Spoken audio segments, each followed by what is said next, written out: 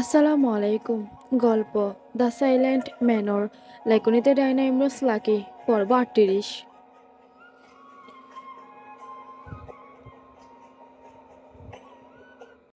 আরিফ দ্বিমত পোষণ করল, বলল, কুদ্দুস এ বাড়িতে দীর্ঘদিন ধরে কাজ করেছে। তাছাড়া আব্বা ওকে ভীষণ ভালোবাসেন, আপন ভাবেন। আব্বা কুদ্দুস ব্যতীত কারো সেবা নেন না। তাই আমি তোদের সাথে সহমত পোষণ করতে পারলাম না, আর এটা আমি হতেও দেব না। রায়ান বলল, আমারও মন সায় দিচ্ছে না। সায়েম, তুই ওই একচোখা জন্টুকে বলে অন্য কারো খোঁজ করতে বলিস, যারা আমাদের থেকে দূরে দূরে থাকে। কিন্তু পরিস্থিতি যদি এমন হয় যে দূরের কাউকে পাচ্ছি না, আমাদের আশেপাশের কাউকেই বেছে নিতে হবে, তখন? এমনটি যখন হবে তখন ভেবে দেখব। এ নিয়ে আর কথা বাড়াতে চাই না। আপাতত জন্টুকে কাউকে খুঁজে আনতে বল। সায়েম কর্কশ শব্দে বলল, ভাই, গদাধর পণ্ডিতের কথা মনে আছে? ঘোর বিপদ আসতে চলেছে, তাই আমাদের কিন্তু পূর্বের নিয়ম মেনে চলতেই হবে। কোনো ভুল করলে চলবে না। আহ, বললাম তো, এই নিয়ে পরে কথা বলবো। আর আমার সব মনে আছে, বলল রায়ান। আজ অষ্টম দিনে পড়েছে সুফিয়ান ফিরেনি। সুফিয়ান না তাকাই পুরো আলিমনগড়টা যেন থ হয়ে আছে বলেই ফারদিনার মনে হচ্ছে। ধীরে ধীরে গ্রামটি মানবশূন্য হয়ে যাচ্ছে। সেটি থেকে এক ধরনের নিস্তব্ধতা। সুফিয়ান না তাকাই তার মনে হচ্ছে পুরো গ্রাম নয়, দুনিয়াটাই নিস্তব্ধ। গতকাল আদিপ অনেকবার জানতে চেয়েছে ফারদিনা কাউকে ভালোবাসে কিনা। ফারদিনা তখন সাহস করে বলেই দিয়েছে, আমি সুফিয়ানকে ভালোবাসি। ফারদিনা ভেবেছে সুফিয়ানের কথা শুনে আদিপ উত্তেজিত হয়ে রেগে যাবে, তার উপর প্রচণ্ড চেঁচামেচি করবে। কিন্তু এমন কিছুই হয়নি। আদিপ ফারদিনার মুখে এমনটি শোনার পর বেশ কিছুক্ষণ চুপ করে থেকেছিল। এরপর ফারদিনা জিজ্ঞেস করেছিল, ভাইয়া, চুপ করে কেন আছো? আমি কি ভুল কাউকে আমার জীবনের জন্য বেছে নিয়েছি? আদিপ স্বাভাবিকভাবে হেসে বলেছিল, তোর পছন্দ কখনো ভুল হতেই পারে না। আমি সুফিয়ান এবং আব্বার সাথে কথা বলবো। ফারদিনা আনন্দে আত্মহারা হয়ে আদিপকে জড়িয়ে ধরেছিল। ফারদিনা হাঁটতে হাঁটতে ভাবছে সুফিয়ানের কথা। তার পাশে ঝিলমিল। তারা যাচ্ছে সুফিয়ানের বাড়িতে। যদি কোনোভাবে জানা যায় সুফিয়ান কোথায় গেছে, তাহলে ফারদিনাও সেখানে যাবে। গতকাল রাতে তারা দুইজন মিলে নিশ্চিত করেছে আজ রশিদকে ভুলিয়ে ভালিয়ে ঘরের বাইরে বের হয়েছে তারা। কথাই আছে, মন থেকে চাইলে আর চেষ্টা করলে সবই সম্ভব। আজ ফারদিনা ঘর থেকে বের হতে পেরে এটাই ভাবছে, সে পেরেছে ঘর থেকে বের হতে। অতএব কেউ চাইলেই যা কিছু করতে পারে, কিন্তু তা সবসময় সফল হয় না বলেও সে স্বীকার করল। সরু পথের দুধারে ধানের ক্ষেত। ধান পেকে হলদে ভাব এসেছে। ধান ক্ষেতের মধ্যে কাকতারুয়া। ফারদিনা কাকতারুয়ার দিকে তাকিয়ে নিঃশব্দে হাসল। হঠাৎ তার ঠোঁটের ফাঁকে হাসি আসার রহস্য বুঝতে পারল না। ভেতরে জমা একরাশ কষ্ট আর ব্যথা। গতকাল 7 দিন পেরিয়েছে, আজ অষ্টমতম দিন। সুফিয়ানকে সে দেখছে না, কোথায় যেতে পারে তা নিয়ে দিনরাত ভাবছে। কোনো বিপদ হলো কিনা ভাবছে। যেতে যেতে দেখলো দূর থেকে এক লোক ফারদিনার দিকেই কালো চাদরের আড়াল থেকে তাকিয়ে আছে। ফারদিনা সরাসরি না তাকিয়ে আড়াআড়িভাবে দেখলো। হ্যাঁ, সে নিশ্চয় তাকেই দেখছে। ফারদিনা হঠাৎ করে দাঁড়িয়ে পড়ল। ঝিলমিলকে বলল, দেখ, ওই লোকটা আমাদের দিকেই দেখছে। ঝিলমিল ফারদিনার ইশারা অনুযায়ী তাকালো। এক বৃদ্ধা লোক আতঙ্ক দৃষ্টি নিয়ে তাকিয়ে আছে ফারদিনার দিকেই। ঝিলমিল লোকটিকে ভালো করে দেখে বলল, উনি তো মজিদ মিয়া। মজিদ মিয়াটা আবার কে? উনি সেই যার খাসনা বরাবরই বকেয়া তাহে। ওনার মাথায় সমস্যা আছে, লোকে কয়। তুই চল, তোর কাজ সার। সর্দার দেরি হইলে বকবে। ফাদিনা ঝিলমিলের কথা অনুযায়ী মজিদ মিয়ার বিষয় অগ্রাহ্য করে সুফিয়ানের বাড়ির উদ্দেশ্যে চলে যায়। বাড়ি ফাঁকা, উঠোনে কিছু খড় পড়ে আছে, রাঙার খাদ্য। সুফিয়ানের ঘরটি তালাবদ্ধ। ফারদিনা বলল, চল থালা ভেঙে ঘরের ভেতরে প্রবেশ করি, যদি কিছু পাই। কারো অনুমতি ছাড়া তার ঘরে যাওন উচিত না। আর সেই হানে তুই তালা ভাঙ্গা ঢুকবি? না বাপু, আমি পারবো না। নাটক কম কর মুচমুচি, যা বলছি তাই কর। যা, বাড়ি কিছু একটা নিয়ে আয়। ঝিলমিল বাধ্য হলো, কোমরে হাত দিয়ে ফারদিনার দিকে তাকালো। সে ঠোঁট চোখ এক করে বুঝালো, যা বলেছি দয়া করে কর। ঝিলমিল চারপাশে বাড়ি কিছু খোঁজার দৃষ্টিতে তাকালো। একটা ইটের খণ্ড পেল, সেটি দিয়ে তালার উপর আঘাত করতে লাগলো, কিন্তু তালা খুলছে না। ঝিলমিল কিছুক্ষণ চেষ্টা করার পর ফারদিনা নিল ইটের খণ্ডটি। সে তালা ভাঙতে শুরু করতেই পেছন থেকে একটা কণ্ঠস্বর ভেসে এলো, ঘরে ঢুকে লাভ নাই, সুফিয়ানের কোনো জিনিস ঘরে নাই, সে আর ফিরব না। বলেই রহস্যময় এক হাসি দিল। হাসির শব্দে ফারদিনা বিরক্ত হয়ে পেছন ঘুরে তাকালো। লোকটি মজিদ মিয়া। আপনি কিভাবে জানলেন? আমি সব জানি, সে আর ফিরে আইব না। ফারদিনার হাত থেকে ইটের খণ্ডটি পড়ে গিয়ে মৃদু আওয়াজ তুলল। হঠাৎ যেন তার শীত দ্বারা সোজা হয়ে গেল। ঝিলমিল বলল, আমি তোরে আগেই কইছিলাম সুফিয়ান আর ফিরব না। হইল তো অহন, আর তার অপেক্ষায় থাইকা লাভ নাই। ফারদিনা মজিদ মিয়ার সম্মুখীন হলো। নির্বিকার কণ্ঠে বলল, আপনি জানেন সুফিয়ান কোথায় গেছে? জানি, কিন্তু কমু না। বলেই আবার হাসল মজিদ মিয়া। ফারদিনা অনুরোধমূলক কণ্ঠে বলল, দয়া করে বলুন, আমি জানতে চাই সে কোথায়। যদি সে আমার সাথে প্রতারণা করেই থাকে, তবে তার কাছে আমি জানতে চাইব আমাকে মিথ্যে আশা দেওয়ার কারণ কি ছিল। আমি তাকে একটাবার জিজ্ঞেস করতে চাই, বলুন দয়া করে। ফারদিনার ভেজা কণ্ঠে মজিদ মিয়ার মন শীতল হলো। সে ফিসফিসিয়ে বলল, আমি বলবো, কিন্তু আমার কথা কাউরে কইতে পারবে না। আচ্ছা, কাউকে বলবো না। সুফিয়ান গেছে তার গ্রাম সিন্ধুতলিতে। কোন পথ থেকে আমরা যেতে পারি?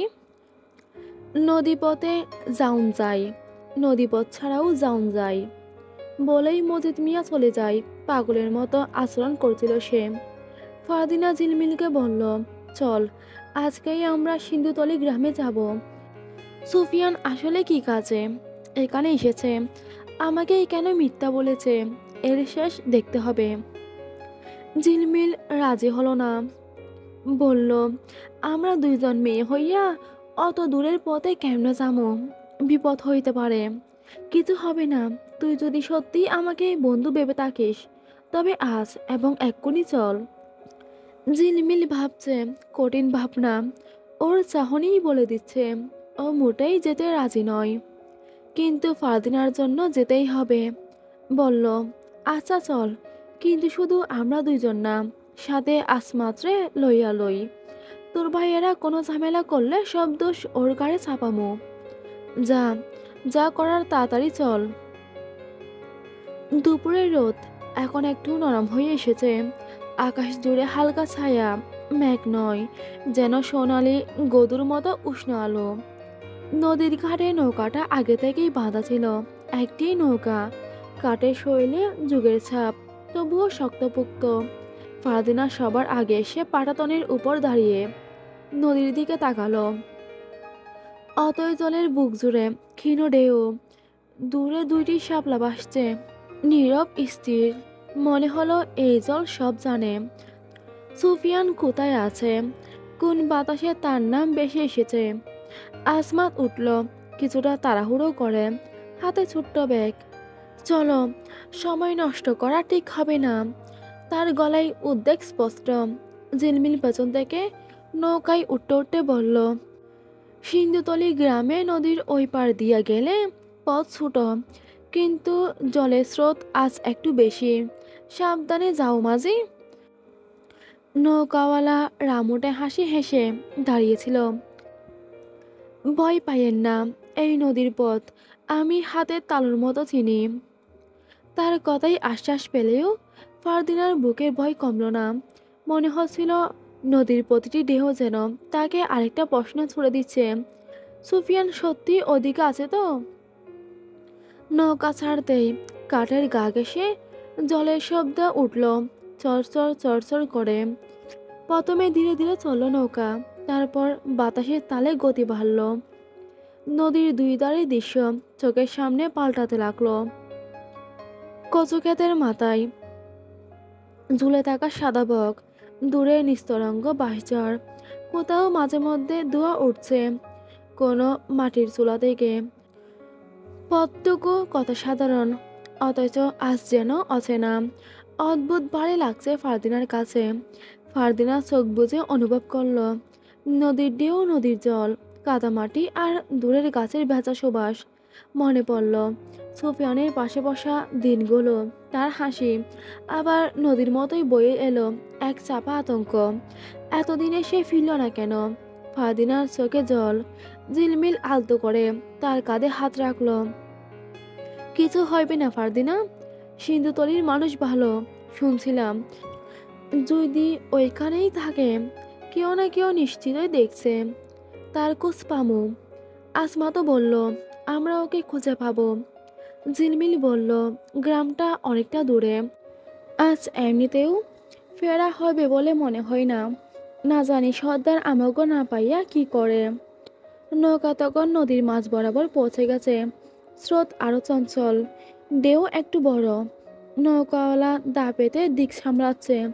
আকাশে জোড়াচিল ঘুরছে, তাদের ডানার ছায়া কখনো জলের গা ছুঁয়ে যাচ্ছে। দূরে পশ্চিম দিগন্তে আলোর রং বদলাতে শুরু করেছে, হলুদ থেকে সোনালি, তারপর কমলা। কুয়াশা নেমে যাবে। যাত্রাপথে সবাই চুপচাপ, শুধু বাতাসের শু শু শব্দ আর দায়ের তাল টোকাটুকি। তারপরও নৌকার নীরবতা যেন এক ধরনের প্রতিজ্ঞার মতো। যাই হোক, যাই সামনে অপেক্ষা করে থাকুক, আজ তারা মানবে না। ফারদিনা থামবে না, অন্যরা যা করুক। দীর্ঘ সময়ের পর তারা সিন্ধুতলি গ্রামের সন্ধান পেল যেন। দূর থেকে সিন্ধুতলি গ্রামের প্রথম চারা গাছের রেখা যখন দিগন্তে ফুটে উঠল, ফারদিনার বুকটা হঠাৎ করেই দুক দুক করে উঠল। অজানা গ্রামের দিকে ভেসে যাওয়া এই পথ হয়তো ঠিক এই নদী পথই তাকে সুফিয়ানের কাছে নিয়ে যাবে। নৌকা এগিয়ে চলল স্রোতের বুক চিরে। আশা আর শঙ্কা দুটোকেই সঙ্গী করে। ফারদিনা মাঝিকে জিজ্ঞেস করল, মাঝি, ওই তো একটা গ্রাম দেখা যাচ্ছে, ওটাই বুঝি সিন্ধুতলি? হুঁ, তবে আমাদের গুইরা যাইতে হইব, আরো কিছুক্ষণ সময় লাগবো। কিন্তু আপনারা এই গ্রামে কেন আইছেন? এই গ্রামে তো কেউই আহে না। ফারদিনা কোনো জবাব দিল না। সে নিজেই সিন্ধুতলি গ্রাম সম্পর্কে কিছুই জানে না, শুধু অজানা একবার তার জন্য অচেনা পথ পাড়ি দেওয়া। অতপর তারা সিন্ধুতলি গ্রামে পৌঁছে যায়। ফারদিনা নৌকা থেকে আগে নামে। নামতে গিয়ে শাড়ির আঁচলটা নৌকার দাঁড়ের সাথে বেঁধে গেল। ফারদিনা দাঁড়িয়ে যায়। আসমাত আঁচলটা বাঁধা থেকে সরিয়ে দেয়। এরপর সেও নামলো।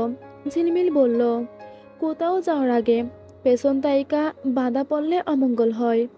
আসমাত বলল, তোমরা এসব কোথায় পাও? আমি এসবে বিশ্বাস করি না, বলেই মাঝিকে ওনার পাওনা বুঝিয়ে দিল। তারা হাঁটা শুরু করলো। এই পথ সবুজ শ্যামলের পথ নয়, মনে হচ্ছে মরুভূমির দেশ। চারদিকে উঁচু উঁচু ইট রঙের পাহাড়, সবুজের কোনো দেখা নেই। পথে শুধুই বালি, বালিতে অর্শের পায়ের ছাপ, একাধিক অর্শের পায়ের ছাপ। বেশ কিছু দূরে অর্শের ডাল দেখা যাচ্ছে।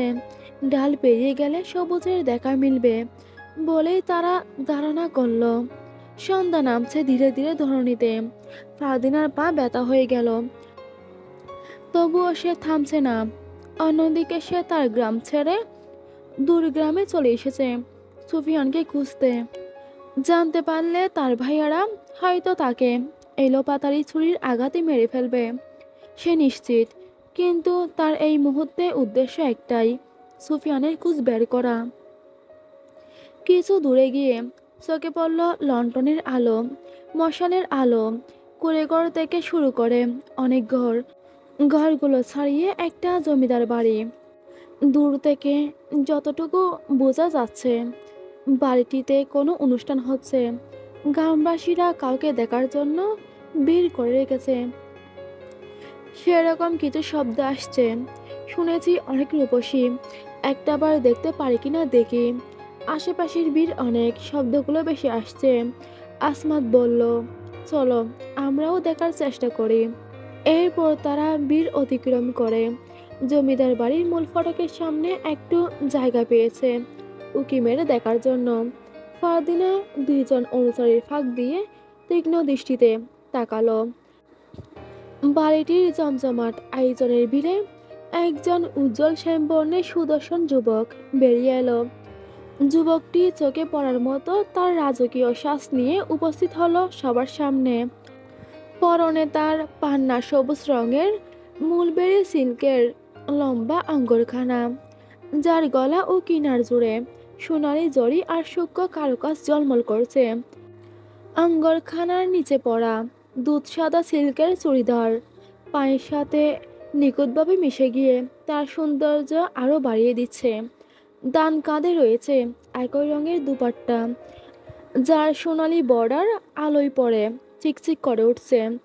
মাথায় বাঁধা গেরুয়া পাগড়ির সামনে ছোট্ট রত্নখচিত পিন, লাল পাথরের সেই ঝিলিক তার সৌরভ ছড়ানো উপস্থিতিকে আরও রাজকীয় করে তুলল। গলায় মুক্ত ও পান্নার মিশ্রণে তৈরি বাড়ির রাজমালা, হাতে সোনার খোদাই করা বালা, আর আঙ্গুলে বড় সবুজ পাথরের আংটি। তার আভিজাত্যই তার পরিচয় দিচ্ছে যেন। পায়ে নাকড়া জুতো, যার সোনালি নকশা উৎসবের আলোয় ঝিকঝিক করছে।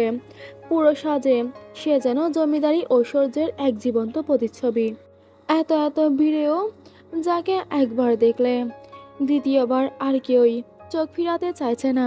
ফারদিনা যুবকটির মুখটি পরিষ্কারভাবে দেখার আগেই একজন অনুসারী এসে তার ফাঁকা জায়গাটা দখল করে নিল। একজনের ধাক্কায় ফারদিনা সরে গেল একপাশে। আসমাত তাকে হাত ধরে আগের জায়গায় নিয়ে আসলো। এরপর কোনোভাবে উকিঝুঁকি মেরে দেখার চেষ্টা করতেই যুবকটিকে দেখতে পেল তারা। তাদের সামনে রাজকীয়ভাবে উপস্থিত সুফিয়ান। সুফিয়ান ধীর পায়ে সামনে আসার পর তার সামনে দাসীদের ভিড় থেকে বেরিয়ে এলো এক সুন্দরী নারী, যার সৌন্দর্য যেন গোটা বাড়িটি ঝলমলিয়ে উঠছে। তার আচরণে প্রকাশ পায় সেও একজন জমিদার কন্যা। সুফিয়ান তার দিকে হাত বাড়িয়ে দিলে সেও তার হাতে হাত রেখে বলল, এতদিন পর তোমার আসার সময় হলো বুঝি? পাশ থেকে একজন বলল, হয়তো তার উদ্দেশ্য সফল। সুফিয়ান রাকাল নয়, একজন জমিদার। সত্যটা চোখের সামনে উদ্ঘাটিত হওয়ার ঠিক সেই মুহূর্তেই ফারদিনার শরীরটা থমকে যায়। তার দুটি চোখ বিস্ময়ে বড় হয়ে উঠল, যেন অচেনা কাউকে প্রথমবার দেখছে। চোখের মনি কেঁপে উঠল ধপধপ করে। দৃষ্টিটা ধীরে ধীরে হৃদস্পন্দন আর কঠিন হয়ে গেল। চোখের পলকের ফাঁকে জমে ওঠা আর্দ্রতা প্রথমে বাষ্পের মতো, পরে চিকচিক জলের দাগে পরিণত হলো। সে চোখ সরাতে চাইল, কিন্তু পারছে না। চাহনি যেন আটকে যাচ্ছে অবিশ্বাসের গিটে। ঠোঁট দুটো কেঁপে উঠছে, যেন কিছু বলতে চাইছে, কিন্তু শব্দ বের হচ্ছে না। ঠোঁটের কোণে এক অদ্ভুত শক্ত হয়ে থাকা দাগ, যেখানে রাগ, ব্যথা আর হতভম্বতা একসঙ্গে মিলেমিশে জমাট বাঁধছে। ফারদিনার বুকটা ধীরে ধীরে ওঠানামা করছে, শ্বাস ভারী হয়ে আসছে। মনে হয় যেন বুকের ভেতরটা কেউ মুঠি করে চেপে ধরেছে। হৃদযন্ত্রের প্রতিটি দগদগ স্পষ্ট অনুভব করতে পারছে সে। একটা ধাক্কা, তারপর আরও এক ধাক্কা, সত্তায় তীব্র আঘাতের মতো লাগছে। দুটো হাত অজান্তেই মুঠো হয়ে যায়, পাতলা আঙ্গুলগুলো কাঁপতে থাকে ক্ষুদ্র কম্পনে। খেয়াল করলে দেখা যাবে তার কাঁধ সামান্য ঝুঁকে গেছে, যেন ভিতরকার আঘাতটাকে সামনে রাখার চেষ্টা করছে। ফারদিনা আর চোখের জল জোর করে আটকে রাখতে পারল না। জল বেয়ে গাল ভিজে গলায় নেমে গেছে। মনের ভেতরে এখন এক গভীর ঝড়, বিশ্বাসভঙ্গের যন্ত্রণা নিজেকে বোকা ভাবার তীব্র লজ্জা আর হঠাৎ দূরত্ব তৈরি হওয়ার হিমশীতল শূন্যতা। তার মুখে কোনো চিৎকার নেই, রাগের উচ্ছ্বাসও নেই, কিন্তু চোখের নীরব কষ্টটাই সবচেয়ে ভয়ঙ্কর। সেই চোখে এমন এক মলিন ব্যথা আছে যা শুধু ভুলে যাওয়া নয়, সুফিয়ানের প্রতি গভীর বিশ্বাস ভেঙে যাওয়ার কথা। সুফিয়ান তাকে ঠকিয়েছে, তাকে একদম ভেঙে চুরমার করে দিয়েছে। ঝিলমিল এবং আসমাত নিজেদের মধ্যে চোখের আলাপ আতঙ্ক প্রকাশ করে কথা বলল। তারাও রীতিমতো নির্বাক হয়ে গেল। ঝিলমিল ফারদিনাকে নিয়ে বিয়ে থেকে বেরিয়ে নীরব শূন্য স্থানে চলে গেল। সেখানে শুধু বালু আর বালু। বালুর উপর ফারদিনা বসে পড়ে হাউমাউ করে কাঁদতে শুরু করলো। তার কান্নার শব্দ আজ প্রকৃতি শুনছে, সুফিয়ান শুনছে না বা দেখছে না। ঝিলমিল সান্ত্বনা দিয়ে বলল, আগেই কইছিলাম তারে বিশ্বাস করিস না।